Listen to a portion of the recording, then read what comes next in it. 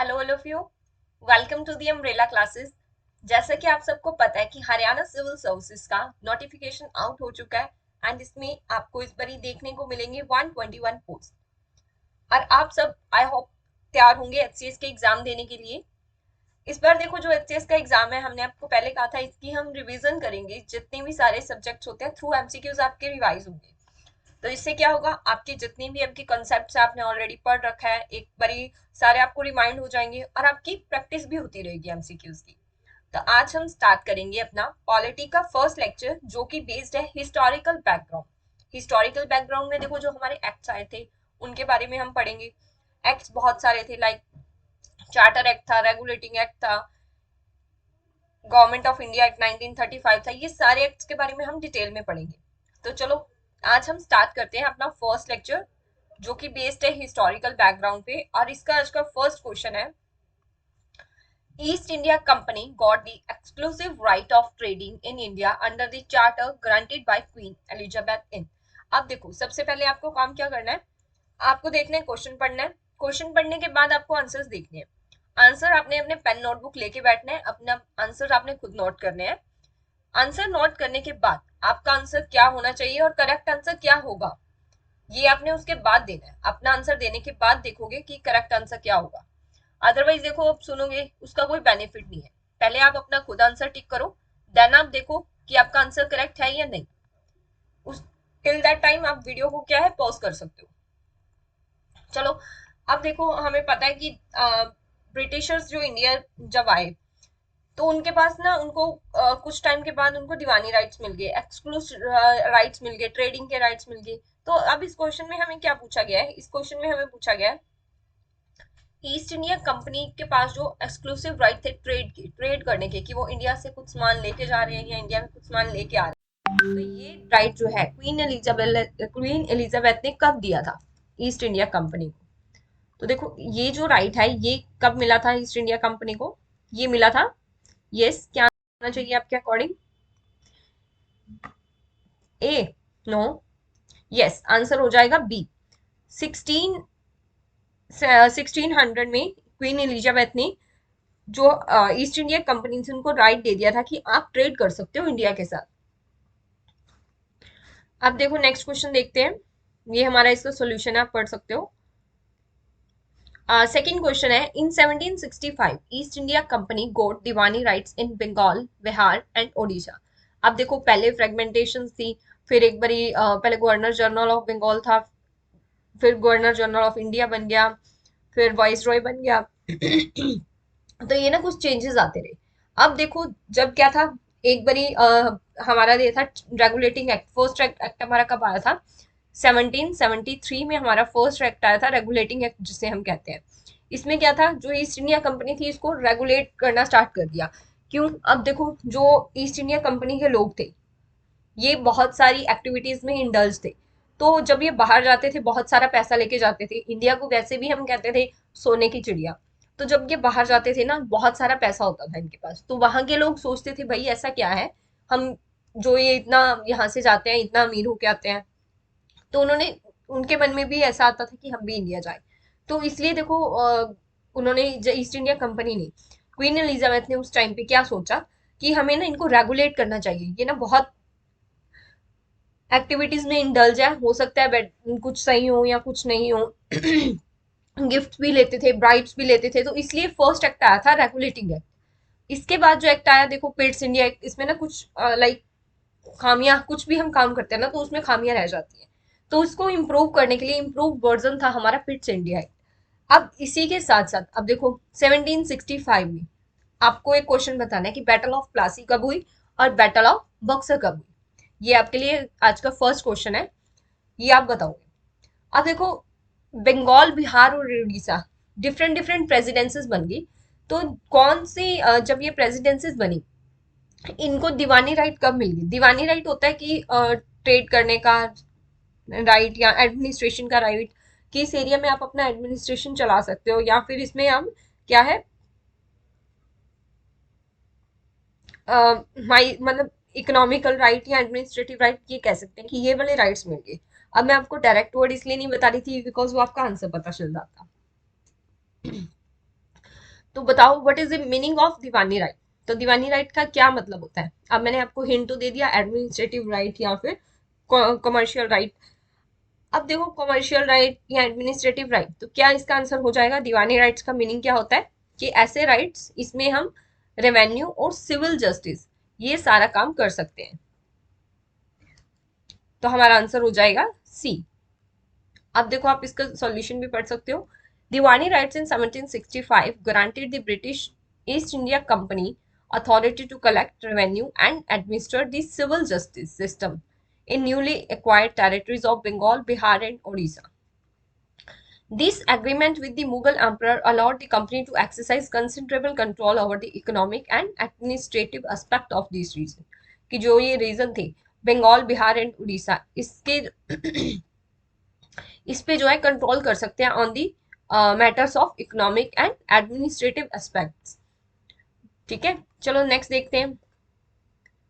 Next third question है हमारा, who was the first to suggest the need for the constituent assembly after independence.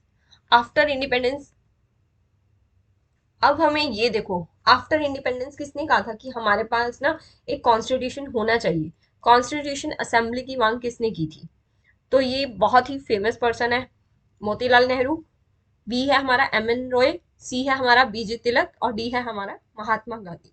अब जाओ, सबसे पहले जो कॉन्स्टिट्यूशन असेंबली की मांग की थी वो की थी एम एन रॉय ने। तो आंसर हमारा हो जाएगा बी। ये देखो, B N M N Roy जो थे suggested the need for constitution assembly in 1934 after independence and he also suggested the radical nature of democracy। ठीक है, अब आपको ये भी आ सकता है, रेडिकल नेचर ऑफ डेमोक्रेसी की सजेशन किसने दी थी? ये नेक्स्ट क्वेश्चन बन सकता है। अब देखो क्वेश्चन में से ना बहुत सारे क्वेश्चंस बन सकते हैं, तो ये आपको अपना थोड़ा ओपन माइंडेड से देखना है कि कौन कौन से क्वेश्चन बन सकते हैं। Suggest radial democracy of nature of democracy किसने बताया? B N Roy. नेक्स्ट देखो, नेक्स्ट क्वेश्चन हमारा, which one is not a feature of regulating act 1773। अब देखो मैंने अभी आपको बताया था कि 1773 में ईस्ट इंडिया कंपनी को रेगुलेट करने के लिए एक एक्ट आया था जिसका नाम था रेगुलेटिंग एक्ट 1773। अब हमें इस क्वेश्चन में क्या बताना है कि रेगुलेटिंग एक्ट का कौन सा फीचर नहीं है। तो फर्स्ट देखो, फर्स्ट हमें दिया हुआ है, it was the first step taken by the British to control and regulate the affair of the East India Company in India। Second दिया हुआ है, first time British recognize the political and administrative function of the company. And third है, regulating act of 1773 laid down the foundation of central administration in India. And fourth है हमारा, it provided for the establishment of supreme court at Madras. तो अब अगर आपने अच्छे से regulating act को पढ़ा हुआ है तो आई होप आपको इसका आंसर मिल गया होगा। अब देखो जो रेगुलेटिंग एक्ट था ये हमारा 1773 में आया था और 1774 में क्या था, सुप्रीम कोर्ट की एस्टेब्लिशमेंट हुई थी। कहाँ पे हुई थी? कोलकाता में। कोलकाता में हुई थी ना। तो फिर यहाँ पे हमारा क्या दिया हुआ है? मद्रास। तो हमारी आंसर स्टेटमेंट डी जो है वो क्या हो जाएगी? इनकरेक्ट। तो हमारा आंसर डायरेक्टली हमें क्या हो जाएगा? डी। बट आपको फर्स्ट जो थ्री स्टेटमेंट है ये भी आपको पढ़नी है कि रेगुलेटिंग एक्ट ने, याद रखना है, रेगुलेटिंग एक्ट से क्या हुआ था? फाउंडेशन रखा गया था सेंट्रल एडमिनिस्ट्रेशन का। और first time through regulating act British ने रिकॉग्नाइज किया था political and administration function of को एडमिनिस्ट्रेटिव फंक्शन इन इंडिया। ठीक है, अब देखो नेक्स्ट था जो फर्स्ट है हमारा, फर्स्ट स्टेप था जिससे ब्रिटिश को कंट्रोल किया गया था एंड उनके अफेयर्स को रेगुलेट किया गया था। अब देखो हमें सुप्रीम कोर्ट देख रहे हैं कि सुप्रीम कोर्ट एस्टेब्लिश हुई थी 1774 में इन कोलकाता। बट आपको ये भी पता होना चाहिए कि ये जो सुप्रीम कोर्ट थी इसमें क्या था? वन चीफ जस्टिस थे प्लस 3 जजेस थे। ये भी क्वेश्चन आपसे कहीं भी पूछा जा सकता है, तो आपको ये भी आइडिया होना चाहिए। ठीक है, ये रहा इसका सॉल्यूशन। नेक्स्ट क्वेश्चन देखते हैं, विच one is not a feature of regulating act. Okay ठीक है, which one of not a feature of regulating act. दोबारा रेगुलेटिंग एक्ट पे आ गया हमारा। इसमें हमें बताया हुआ है कुछ और इसके जो फीचर्स थे। इसमें देखो board of control, court of director, ऐसा भी हमने कुछ पढ़ा था, तो ये पढ़ते हैं चलो। Board of control to manage the political affair was established. और बी में दिया हुआ है court of director was created to report the revenue civil and military affairs in India. C दिया हुआ है हमें it designated the governor general as the governor general of bengal as the governor general of wait भाई देखो, it designated governor of bengal as the governor general of bengal and जो presidencies थी Madras and Bombay इनको क्या बना दिया गया, subordinate. और फोर्थ है हमारा it prohibit the servant two of the company from engaging in any private trade और एक्सेप्टिंग प्रेजेंट फ्रॉम नेटिव्स। अब देखो फोर्थ क्वेश्चन स्टेटमेंट जो है ये तो आपको पता हो चली गया कि ये तो करेक्ट ही है, बिकॉज हमने लास्ट क्वेश्चन में भी सेम पढ़ी है। नेक्स्ट देखो सी हमारा है इट डिजिग्नेटेड, हमने ये भी पढ़ा था कि रेगुलेटिंग एक्ट में जो हमारा क्या था, गवर्नर ऑफ बंगाल था, इसको क्या बना दिया गया था, governor general of Bengal. Governor general of Bengal बना दिया गया था। और जो दूसरी प्रेसिडेंसी थी लाइक मद्रास एंड बॉम्बे इनको क्या बना दिया गया था, सबऑर्डिनेट बना दिया गया था to the governor general of Bengal. और आपका देखो फर्स्ट क्वेश्चन मैंने आपको पूछा था एक, और अब सेकंड क्वेश्चन है आपका, आपको बताना है कि जो हमारा first governor general of Bengal थे वो कौन थे। ये देखो ये आप आंसर दोगे, आपके आंसर्स ना प्रिपेयर होंगे, तो ये आपको अपने आंसर साथ साथ देते रहना। अब से बी दिए हुआ हमें court of director was created to report the revenue civil and military affairs. और फर्स्ट दिया हुआ था हमें बोर्ड ऑफ कंट्रोल के बारे में।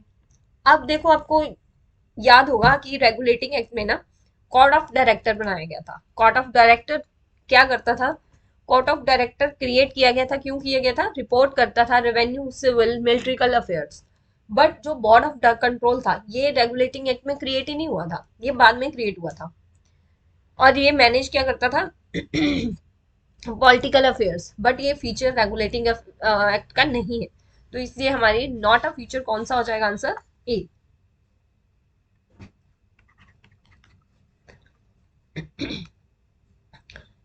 Under Pitt's India Act 1784, a board of control was established for managing political affairs separately. अब देखो 1773 में रेगुलेटिंग एक्ट आया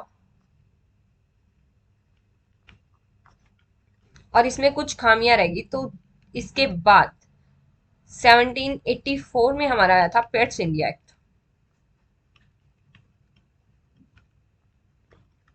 इन बिटवीन दिस क्या था, 1774 में सुप्रीम कोर्ट एस्टेब्लिश हुई थी एट कोलकाता।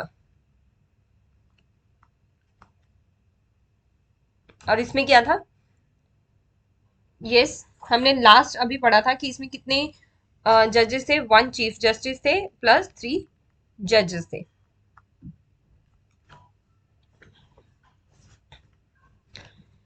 चलो नेक्स्ट क्वेश्चन देखते हैं। विच of the following action is called the act of settlement. अब देखो हमें बताना है कि एक्ट ऑफ सेटलमेंट किसे कहा था। अब 1773 में हमारा रेगुलेटिंग आया, रेगुलेटिंग एक्ट आया, इसमें ना कुछ खामियां रहेगी, तो इसको चेंजेस करने के लिए, इसको इम्प्रूव करने के लिए इम्प्रूव वर्जन जो था वो हमारा आया था पिट्स इंडिया एक्ट। और पिट्स इंडिया एक्ट को ही हम क्या कहते हैं, एक्ट ऑफ सेटलमेंट, बिकॉज इसमें जो हमारे खामियां रह गई थी, जो नेगेटिव पॉइंट्स रह गए थे, उनको क्या किया गया था, इम्प्रूव किया गया था, तो इसलिए एक्ट ऑफ सेटलमेंट कहते हैं हम पिट्स इंडिया एक्ट। देखो नेक्स्ट क्वेश्चन देखते हैं। नेक्स्ट क्वेश्चन है जो हमारा है, which of the following is not a feature of Pitt's India act 1784। First statement दी हुई है, it distinguish between the commercial and political function of company. ठीक है, बिल्कुल ठीक है ना। हमने देखा था कि इसमें कोर्ट ऑफ डायरेक्टर और बोर्ड ऑफ कंट्रोल ये डिफरेंट डिफरेंट हो गए थी, तो हमें पता चल गया कि ये डिफरेंशिएट तो करता है, डिस्टिंग्विश करता है कमर्शियल और पॉलिटिकल फंक्शंस। अब कोर्ट ऑफ डायरेक्टर और जो बोर्ड ऑफ कंट्रोल था, इनमें से कमर्शियल को कौन देखता था, कोर्ट ऑफ डायरेक्टर, और पॉलिटिकल को देखता था board of control. A new body of board of control was established to manage the political affair. ये स्टेटमेंट भी हमारी यहाँ तक ठीक है। It empowered the board of control to supervise and direct all operations of civil and military government and revenue of British possession in India। तो ये statement हमारी ठीक है। थर्ड है हमारा, it establish system of double government. Double government का भी system establish किया था ना, court of director and board of control, तो हमारी ये भी करेक्ट हो जाएगी। फर्स्ट टाइम इट, अब देखो आंसर तो आपको पता चल गया, डी स्टेटमेंट है, बट हमें इसको पढ़ना है क्यों डी है, फीचर नहीं है। It recognise the political and administrative function of the company. अब देखो first time Pitt's India act में तो नहीं हमने रिकॉग्नाइज किया था, फर्स्ट टाइम जो हमने रिकॉग्नाइज किया था पॉलिटिकल और एडमिनिस्ट्रेटिव फंक्शन को, वो किया था हमने रेगुलेटिंग एक्ट के थ्रू, ना कि पिट्स इंडिया एक्ट में। ठीक है, तो हमारा आंसर क्या हो जाएगा, डी।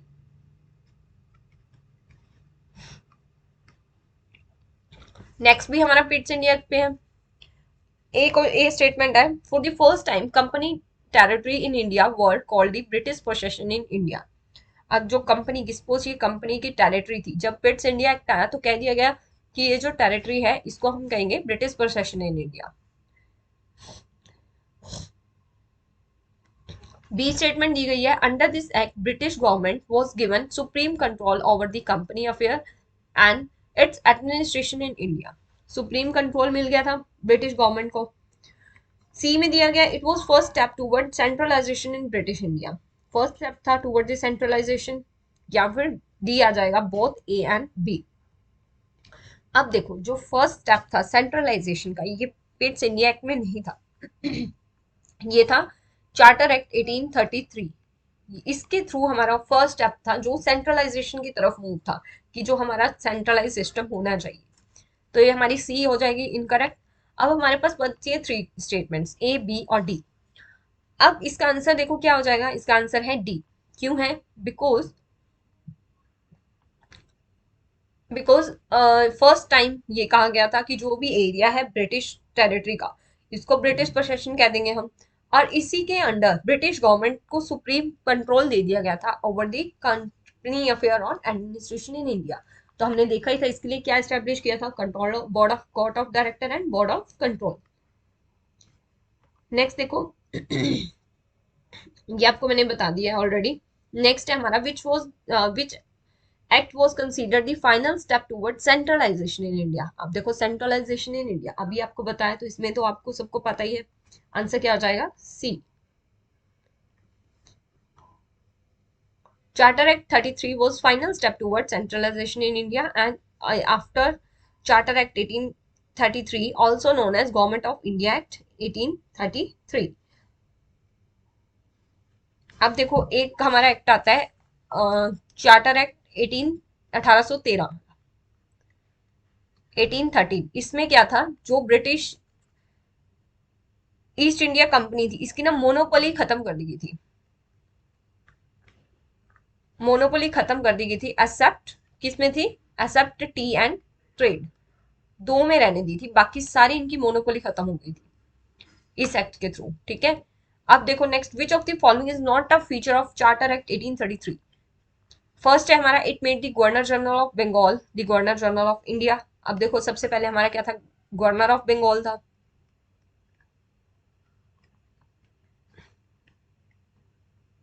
गवर्नर ऑफ बंगाल था, फिर हमारा क्या, governor general of Bengal.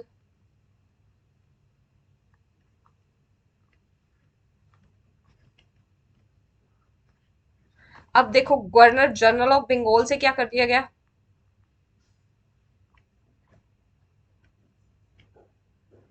Governor general of India, India बना दिया गया।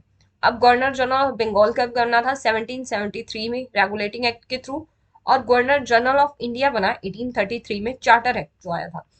अब हमें बताना है कि फर्स्ट स्टेटमेंट तो हमारी करेक्ट ही है, सेकंड हमें दिया गया है कि Lord William Bentinck was the first governor general of India. तो हमने फर्स्ट क्वेश्चन आपसे ही पूछा था कि first governor general of Bengal कौन थे, और सेकंड क्वेश्चन आपसे ही पूछा था, यस सेकंड क्वेश्चन क्या पूछा था, ओके आई फॉरगॉट, लिख देना भाई सारे क्या क्वेश्चन पूछा था मैंने आपसे, ठीक है, मेरे माइंड से स्किप हो गया। अब देखो सेकंड स्टेटमेंट है, Lord William Bentinck was the first governor general of India. और सी स्टेटमेंट दी हुई है, act deprive the legislative power of Bombay Bengal and Madras.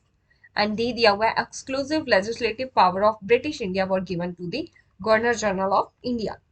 तो अब इसमें से आप हमारी कौन सी स्टेटमेंट इनकरेक्ट होगी, हमें ये पूछा है। आपने क्वेश्चंस बहुत ध्यान से पढ़ने हैं, अदरवाइज आपका क्वेश्चन सारे इनकरेक्ट हो सकते हैं, आपको आता हुआ भी गलत हो सकता है। तो नॉट अ फीचर पूछा हुआ है हमें। फर्स्ट देखो हमारा करेक्ट ही है, हमें पता चल गया।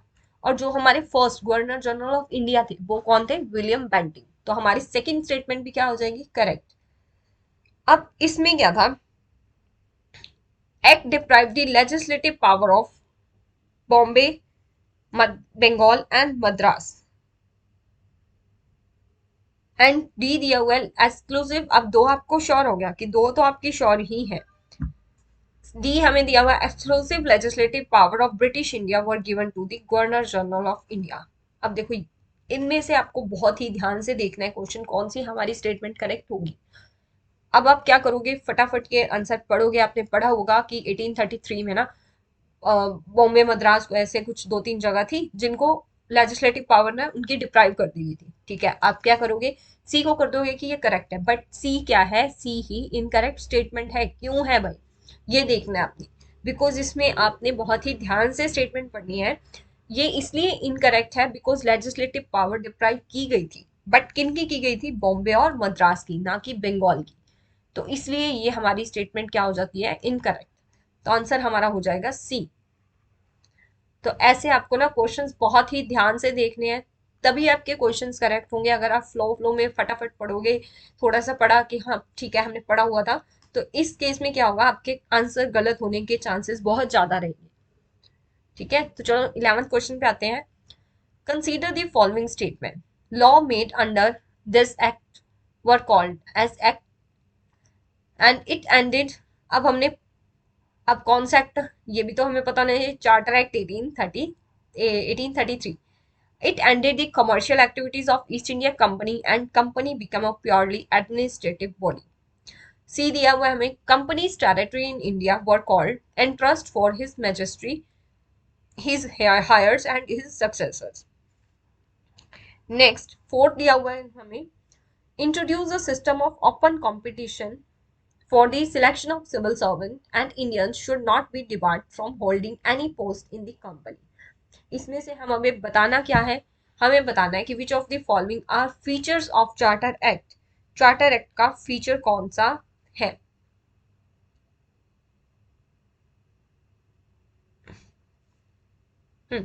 अब देखो, फर्स्ट जो है, फर्स्ट हमारी स्टेटमेंट करेक्ट है बिकॉज इसके अंदर जो भी लॉ बनाए जाते थे उनको क्या कहा जाता था? एक्ट। और सेकंड क्या था? सेकंड जो हमें दिए हुए है, commercial activities of the East India company and the company become a purely administrative body. Commercial activities को एंड कर दिया गया था और ईस्ट इंडिया कंपनी थी वो प्योरली एडमिनिस्ट्रेटिव बॉडी बन गई थी कि ईस्ट इंडिया कंपनी ही कंट्रोल करेगी। नेक्स्ट थर्ड था हमारा, जो कंपनी की टेरिटरी थी उसको कौन रूल करता था? हिज मैजेस्टी, हिज हायर्स या फिर उनके सक्सेसर्स। थर्ड देखो, फोर्थ स्टेटमेंट जो इसमें इंपॉर्टेंट पॉइंट है, इंपॉर्टेंट पॉइंट क्या है? यही है, इसमें आपको क्वेश्चन बहुत बारी पूछा भी गया है कि कौन से एक्ट के थ्रू जो ओपन कंपटीशन था या सिलेक्शन था सिविल सर्वेंट में अलाउ किया गया था, तो वो हमारा आएगा 1833। ठीक है, बट नेक्स्ट देखो इसमें क्या था? इंडियंस को अलाउ नहीं किया गया था। जो हमारा नेक्स्ट एक्ट आया था ना 1853, उसमें क्या था? ओपन कंपटीशन अलाउ था सिविल सर्विसेज के लिए, उसमें इंडियंस अलाउ थे। बट हमें इसमें क्या दिया गया है? Introduce a system of open competition for the selection of civil servant and Indians should not be debarred from holding any post in company. But इसमें तो इंडियंस को अलाउ ही नहीं किया गया था, तो हमारा आंसर क्या होना चाहिए? आंसर है हमारा ए। आंसर हमारा हो जाएगा ए। ये है हमारा आंसर, ए आएगा। ये आप करेक्ट कर लेना, बिकॉज जो ओपन कंपटीशन था इंडियन के लिए भी इंट्रोड्यूस किया गया था, वो किया गया था 1853 में, ना कि 1833 में। नेक्स्ट देखो, which of the following was the first governor general of Bengal. First governor general of Bengal कौन थे? और ये हमारे किस एक्ट के थ्रू इनको बनाया गया था? Governor general of Bengal 1773 regulating act. कौन थे governor general of Bengal? Warren Hastings. आपका क्वेश्चन भी हो गया फर्स्ट जो आपसे पूछा गया था। चलो नेक्स्ट देखते हैं। नेक्स्ट देखो, आप ये पढ़ सकते हो कि governor general of Bengal during British India Warren Hastings थे 1773 टू 85। 85 में फिर नेक्स्ट कौन थे? जॉन मैकिफर्सन, फिर जॉन शॉरे एंड फिर हमारे थे सर क्लार्क, फिर जॉर्ज जॉर्ज बार्लो थे, फिर नेक्स्ट कौन थे? Lord Minto. 1807 से 1813 तक। तो ये सारे आपको लर्न करने हैं। ये लर्न कैसे करोगे आप, बार बार जितनी ज्यादा आप रिवीजन करोगे आपको ऑटोमेटिकली लर्न हो जाएंगे। विच of the following called was the first governor general of India. अब देखो ये भी क्वेश्चन हमने अभी पढ़ा है कि first governor general of India कौन थे। यस, अभी जस्ट 2 क्वेश्चन ऊपर ही पढ़ा था हमने। तो first governor general of India कौन थे, विलियम बेंटिक। वॉरेन हेस्टिंग कौन थे, first governor general of Bengal.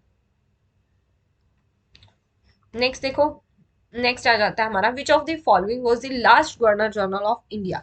अब last governor general of India जो होंगे वो क्या होंगे, वॉइस रॉय। अब first last governor general of India कौन थे, लॉर्ड कैनिंग। और यही कौन थे, फर्स्ट वॉइस रॉय। तो आपका नेक्स्ट क्वेश्चन देखो, नेक्स्ट क्वेश्चन भी हमारा इसी से ही रिलेटेड है।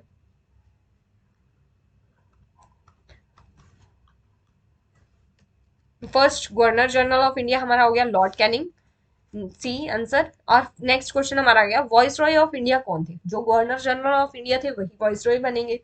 तो हमारे फर्स्ट वॉइस रॉय कौन थे, सी लॉर्ड कैनिंग। नेक्स्ट क्वेश्चन देखो, which of the following activities for the first time the legislative and executive function of the governor general council was separated out. अब हमें इसमें बताना है कि कौन से एक्ट के थ्रू जो लेजिस्लेटिव एंड एग्जीक्यूटिव फंक्शन थे उनको फर्स्ट टाइम क्या किया गया था, सेपरेट किया गया था। तो इसका आंसर क्या हो जाएगा हमारा, ये हमने पढ़ा है कौन से एक्ट के थ्रू किया गया था, चार्टर एक्ट 1853। सेपरेट की गई थी लेजिस्लेटिव एंड एग्जीक्यूटिव फंक्शन। कौन सा था ये, चार्टर एक्ट 1853।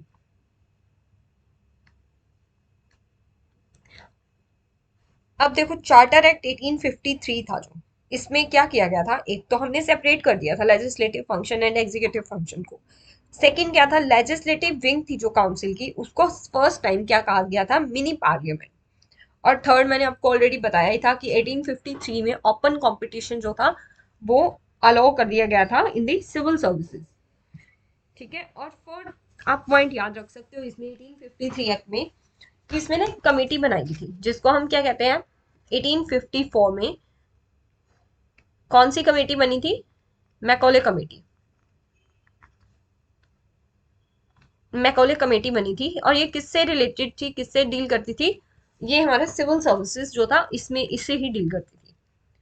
और इसमें क्या था, नेक्स्ट पॉइंट इसमें क्या हम कर सकते हैं, इसमें ना लोकल रिप्रेजेंटेशन भी अलाउ हो गई थी। 1853 के एक्ट में लोकल रिप्रेजेंटेशन भी अलाउड थी।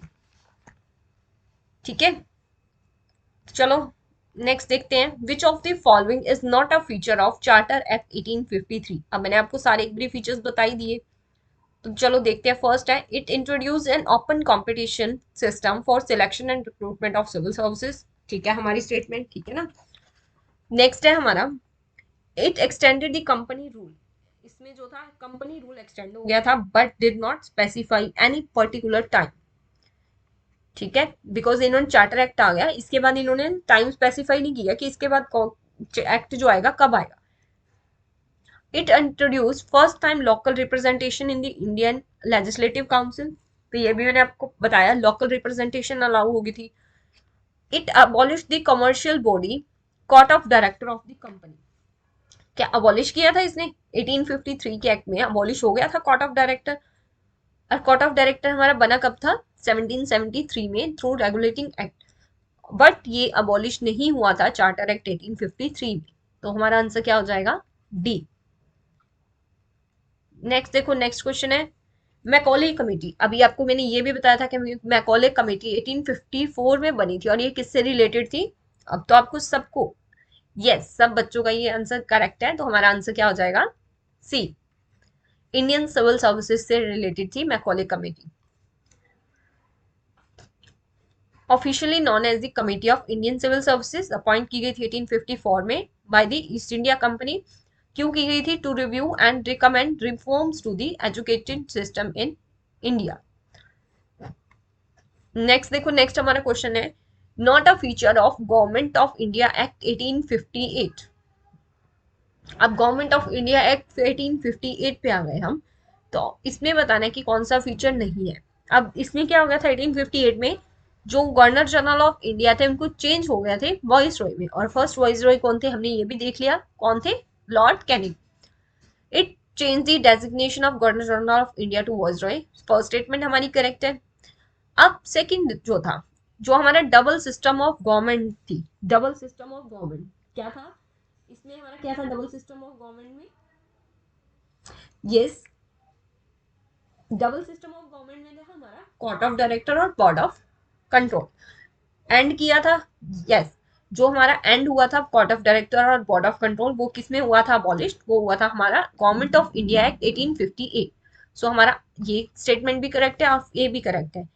It establish the secretary of state with 25 member council. अब देखो सेक्रेटरी ऑफ स्टेट एस्टेब्लिश हुई थी, बट इसमें क्या था 15 मेंबर थे ना कि 25 मेंबर। सो हमारी incorrect statement, not a feature, कौन सा फीचर नहीं है वो हमारा हो जाएगा सी। नेक्स्ट देखो, नेक्स्ट है हमारा विच ऑफ द फॉलोइंग, और ये हमारा आज का लास्ट क्वेश्चन है, which of the following act was made the first attempt to associate Indians with the law making process. तो इसका हमारा आंसर कौन सा हो जाएगा, लॉ मेकिंग प्रोसेस में किसमें अलो किया गया था इंडियंस को, तो ये हमारा आंसर हो जाएगा आंसर। अब देखो गवर्नमेंट ऑफ इंडिया एक्ट आया, उसके बाद हमारा इंडियन काउंसिल्स एक्ट आ गए, चार्टर एक्ट 1853, देखो 1853 हो गया, गवर्नमेंट ऑफ इंडिया एक्ट 1858 हो गया, charter act sorry Indian council act हो गया 1861, गवर्नमेंट ऑफ इंडिया एक्ट 1909। अब आपको बताना कि first time law making process में कब अलो किया गया था इंडियंस को, तो ये हमारा आंसर हो जाएगा, आंसर इज सी 1861 में। लॉर्ड कैनिंग थे जो उन्होंने नॉमिनेट किया था 3 इंडियंस को लेजिस्लेटिव काउंसिल में। एंड इनमें कौन थे 3 इंडियंस, कौन कौन थे, sir Dinkar Rao, Raja of Banaras and Maharaja of Patiala. तो ये 3 बंदे थे जिनको लॉ मेकिंग प्रोसेस में या लेजिस्लेटिव काउंसिल में नॉमिनेट किया गया था बाय लॉर्ड कैनिंग। तो ये थे हमारे आज के 20 क्वेश्चंस। आई होप आप सबको बहुत अच्छे से समझ आए होंगे और बहुत अच्छे से आपने प्रैक्टिस की होगी। लेक्चर अगर आपको अच्छा लगा है तो लाइक शेयर और सब्सक्राइब ज्यादा से ज्यादा करना है। अगर आपको देखो लेक्चर अच्छा नहीं लगता तो डिसलाइक का बटन भी होता है, आप उसे भी क्लिक कर सकते हो। बाकी नेक्स्ट सीरीज के साथ जुड़ने के लिए ज्यादा से ज्यादा लाइक करो, शेयर करो, सब्सक्राइब करो। जितनी ज्यादा आप एमसीक्यू प्रैक्टिस करोगे that will be beneficial for you, क्योंकि एग्जाम में आपको जितना ज्यादा आपने प्रैक्टिस की होगी उतना ज्यादा आपको रिलैक्स फील होगा और आपके कंसेप्ट जो है आपको एकदम याद आते रहेंगे। तो आपको प्रैक्टिस ज्यादा से ज्यादा रखनी है, ठीक है। तो चलो मिलते हैं नेक्स्ट लेक्चर में। नेक्स्ट लेक्चर में हम इसके और कुछ क्वेश्चंस कर लेंगे, बिकॉज ये मैंने आपको पहले कहा था कि ये हमारा पार्ट फर्स्ट है हिस्टोरिकल बैकग्राउंड का। इसका हम सेकेंड पार्ट भी लेके आएंगे जिसमें हम और क्वेश्चंस करेंगे, ठीक है। तो चलो तब तक आप अपना अच्छे से स्टडी करते रहो, रिवाइज करते रहो। मिलेंगे नेक्स्ट लेक्चर।